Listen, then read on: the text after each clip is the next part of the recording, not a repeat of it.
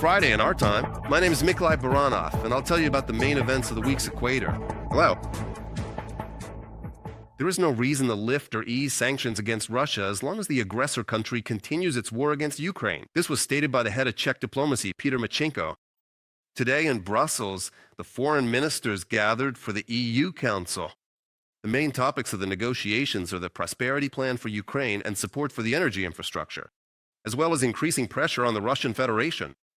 The Czech foreign minister emphasized that sanctions are one of the ways to influence the Kremlin, and this tool should be used. Sweden and Finland have proposed 3 components for the 20th package of European Union sanctions against the Russian Federation. This was stated by Sweden's foreign minister, Maria Malmer Stenergard. This includes a ban on maritime services for Russian tankers, a halt to the import of Russian fertilizers, and a ban on the export of luxury goods from the European Union to Russia. We need to increase the pressure on Russia.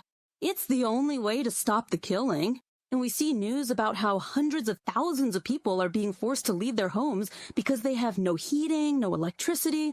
Recently, I met with medical workers who had just come from the front lines, and they told me horrific stories about their friends and colleagues who died in their arms. The negotiations in Brussels are being covered by Freedom TV special correspondent in Europe, Vitaly Sizov. He is now live with us.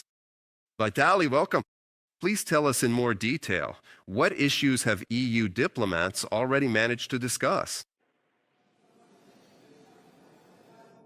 Good evening, Mikhail. Well, probably the most important thing for Ukraine is the participation in this meeting of the head of Ukraine's Ministry of Foreign Affairs, Andriy Sybiha, who addressed the participants via... In his speech, Andriy Sybiha called on Europeans to actively take part in the program for purchasing American weapons for Ukraine. Under the strategic leadership and auspices of Pearl, NATO believes that, overall, European countries could spend 15 billion United States dollars a year on these specific purposes, because some types of weapons they can manufacture and produce by themselves. So far, only the United States does this, and they are critically necessary for Ukraine. He also expressed a warm welcome toward the European Union's growing ambition and desire to become more autonomous in matters of defense. He said that recently, Russia has not managed to achieve any notable or substantial strategic breakthroughs on the front line, and Ukraine's primary and immediate objective is to bring Russian losses up to 50,000 per month. According to him, only such numbers, such losses, are capable of forcing Putin and his regime to reconsider their plans regarding Ukraine. But as you mentioned, today the topics were not only about military actions. One of the topics was supporting Ukraine's energy system, as well as a prosperity plan for Ukraine.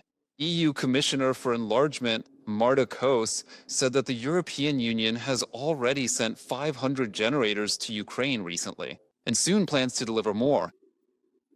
She also said that since the start of the full-scale invasion, the European Union has provided assistance to Ukraine's energy system totaling 3 billion euros. EU officials are also actively involved in preparing the Prosperity Plan. This plan is being developed by Ukraine, the United States of America, and, of course, the Europeans, because Ukraine is their main focus, the key issue that needs to be resolved to ensure security. And they want to create conditions in Ukraine for future investments, economic growth, and, in the long run, membership in the European Union. However, so far, Marta Kos has not been able to answer whether Ukraine will be able to become a member of the European Union in 2027, as President of Ukraine Volodymyr Zelensky would like. This is not only Volodymyr Zelensky's wish, it is also my wish and the wish of many member states. But we'll see when this becomes possible. I was simply explaining that we really need fundamental things, our foundations. Otherwise, the country will not develop either democratically or economically. So yes, we are working with many member states, and my teams here in Brussels are also working to integrate Ukraine as soon as possible. European Union. The topic of negotiations between Ukraine, the US, and Russia was also touched upon. Seeing Moscow's constant attacks on Ukraine's energy infrastructure, Brussels does not believe that Moscow truly wants peace. According to the EU High Representative for Foreign Affairs and Security Policy, Kaja Kallas, at this point, all negotiations essentially come down to concessions and compromises, so-called compromises, only from one side. And that's not how it should be. What worries me is that we are seeing a lot of concessions from Ukraine as well. But this blurs the picture, because Ukraine is not the one committing aggression, it's Russia. That's why we need to put more pressure on Russia to get concessions from their side. When it comes to security guarantees, it's very important that we provide tangible guarantees. We also discussed this today. What else can we do from the European side? But the truth is, the Americans also need to be involved. If the Ukrainians are making very tough concessions, they're doing it to secure peace for the rest of Ukraine. And then it must be absolutely clear that there is peace and that Russia simply will not attack again.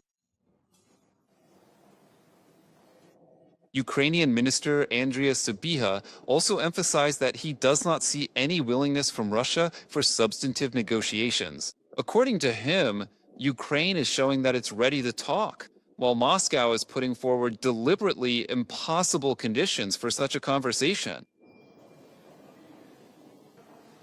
Volodymyr Zelensky is ready to meet Putin to discuss serious issues, specifically on territories and the nuclear plant.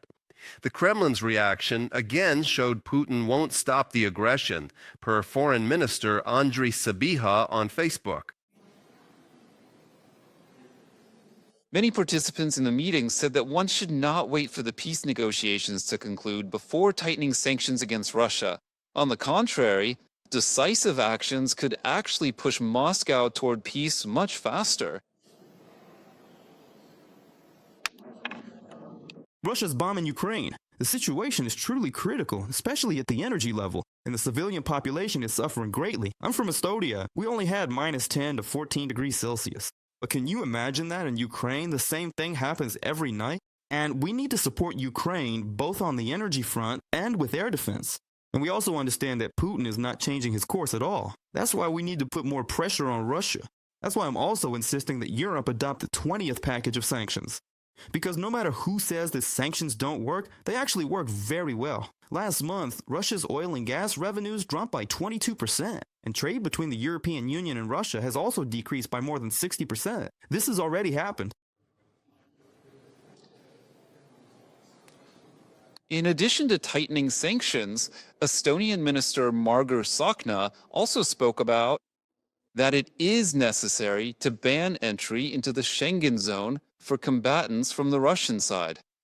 According to him, if peace is established, which he doubts, almost 1 million combatants could end up on European territory. The minister believes that most of them are criminals who pose a threat to the security of the European Union. That's why he planned to raise this issue today at the meeting and start some kind of coordination between European countries in order to either create a comprehensive and unified list or consider how all of this could be implemented from a technical perspective. As you already mentioned, Sweden, together with Finland, have jointly put forward 3 specific points for the new sanctions package. These are a ban on service provision for the Russian shadow fleet, for Russian vessels transporting energy resources, a ban on fertilizer imports as well, a ban on the export of luxury goods to Russia.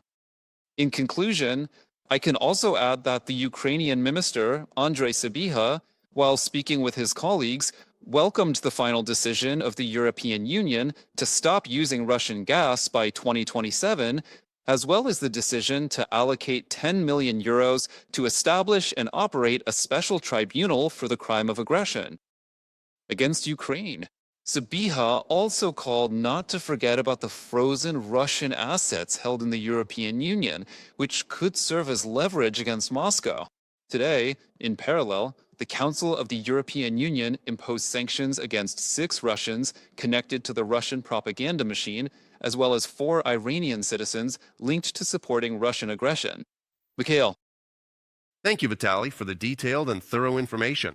We were joined live from Brussels by Vitaly Sizov, the special correspondent for Freedom TV channel in Europe. He shared the first results of the EU Foreign Affairs Council meeting, where the issue of aid to Ukraine was once again raised.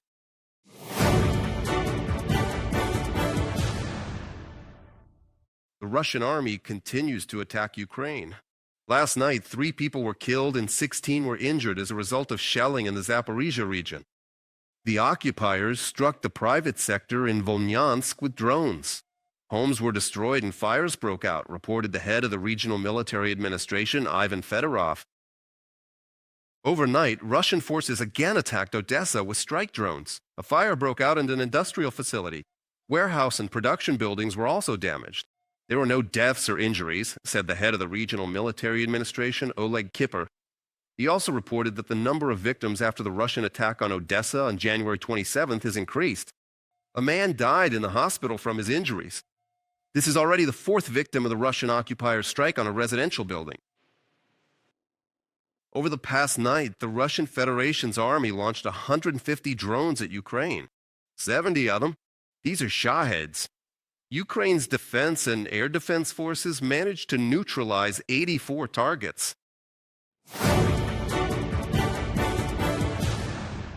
The defense forces eliminated 830 Russian occupiers along the entire front line in one day. According to the General Staff of the Armed Forces of Ukraine, the total combat losses of Russian troops in Ukraine have now exceeded 1,237,000 personnel. Ukrainian defenders also shot down a Russian aircraft and destroyed 4 tanks, 7 armored vehicles, 20 artillery pieces, 2 enemy air defense systems, and 88 units of Russian automotive and special equipment. 117 combat engagements were recorded on the front line yesterday. According to the Ukrainian General Staff, the most intense situation remains in the Pokrovsk direction. There, defenders repelled 22 assaults by Russian occupiers. There were another 15 attacks on the Severoslobozhansky and Kursk bridgeheads, 14 on the Yuzhno-Slobozhansky, 12 in the Guliai-Poli area, 9 in the Konstantinovka area, and 7 in the Lyman direction. Military experts note that recently, especially in the Pokrovsk direction, Russians have been disguising themselves in civilian clothes, trying to sneak up on notice to the positions of the armed forces of Ukraine, but even that isn't working for them. It is much harder to detect enemy sabotage and reconnaissance groups disguised as civilians, but they are still being identified and eliminated. It's also important to know that a serviceman who changes into civilian clothes is no longer considered a combatant. He loses his combatant status. And the fundamental legal principles that safeguard his well-being under the Hague Convention on the Rights of Prisoners of War and the established laws of war are no longer considered applicable to him.